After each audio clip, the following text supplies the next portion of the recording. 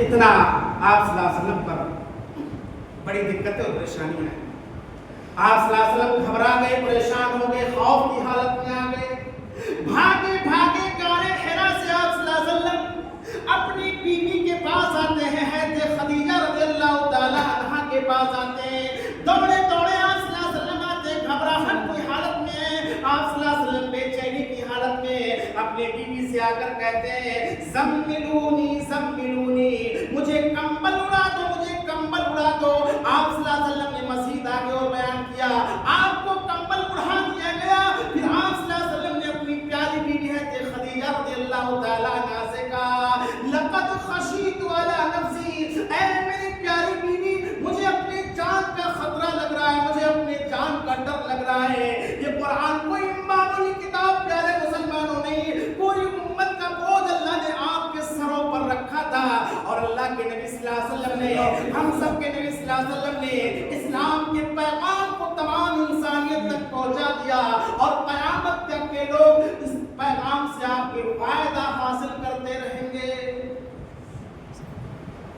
آپ نے کہا اپنی بیوی سے مجھے جان کا خطرہ لگ رہا ہے، لقد خشیت علی نفسی، مجھے اپنے جان کا خطرہ لگ رہا ہے. یہ کوئی معمولی بات نہیں، وحی کا آنا پیارے مسلمانوں، کوئی معمولی بات نہیں. اللہ کی طرف سے آنا اور قرآن مجید کا نازل ہونا، آیت کریمہ کا نازل ہونا، یہ کوئی معمولی بات نہیں. آپ کو ہم بڑے آسانی سے قرآن کی آیت کریمہ کو پڑھنے کے بعد اور سمجھ لینے کے بعد عمل کرنے سے ہم ہٹ جاتے ہیں اور کہہ جاتے ہیں کہ ہمارے اس کے مطابق نہیں، ہمارے اس کے مطابق نہیں ہے. یقیناً قرآن مجید کی ایک ایک آیت کریمہ پہ عمل کرو. جس چیز کا حکم اللہ نے دیا ہے اس پر عمل کرنا ہر مسلمان کے لیے واجب اور فرض ہے. اور جو عمل نہیں کرتا ہے، انکار کرتا ہے، وہ کفر کے اندر داخل ہو جاتا ہے. اور ایسے شخص نے اللہ کی آیت کریمہ کا انکار کیا، ایسا شخص اسلام سے خارج ہو جاتا ہے. جو اللہ کی آیت کریمہ کا انکار کر بیٹھے اور اللہ کے باتوں کو پر عمل نہ کرے، ایسا شخص اسلام سے خارج ہو جاتا ہے. بتانے کا مقصد پیارے مسلمانوں، اور آگے چلیے، اور آگے آپ چلیے.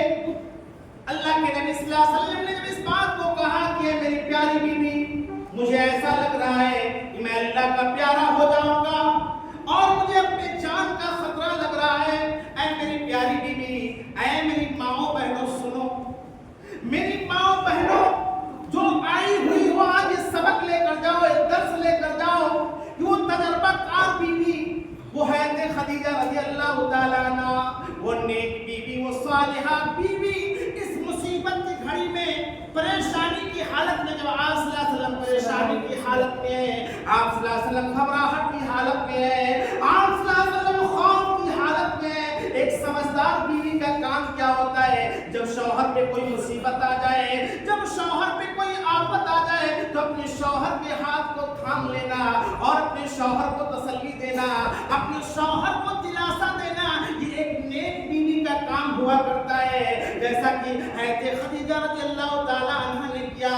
لیکن پیاری ماؤں بہنوں، آج کی ماؤں بہنوں کو اگر دیکھا جائے، اگر ساری مائیں بہنیں ایسی نہیں ہیں، بہت ساری مائیں بہنیں ایسی بھی جو نیک اور صالحہ ہیں، اپنے شوہروں کی فرما برداری کرنے والی ہے، ہر حال میں اللہ کا شکر ادا کرنے والی ہے. لیکن اکثریت کو اگر دیکھا جائے، اگر شوہر بیچارہ کہیں نہ کہیں ناکام ہوتا ہوا نظر آ رہا ہے، اگر کما کر صحیح طریقے سے کھلا نہیں پا رہا ہے، تو ناشکری کے الفاظ ان کے زبانوں پر ہوتے ہیں، شوہر پہ لعن و طعن کیا کرتی ہے اور ناشکری اللہ کی کیا کرتی ہے. پیارے مسلمانوں، یہ اسلام کا طریقہ نہیں. میری ماں اور بہنوں، حضرت خدیجہ رضی اللہ تعالی عنہا سے سبق حاصل کرو.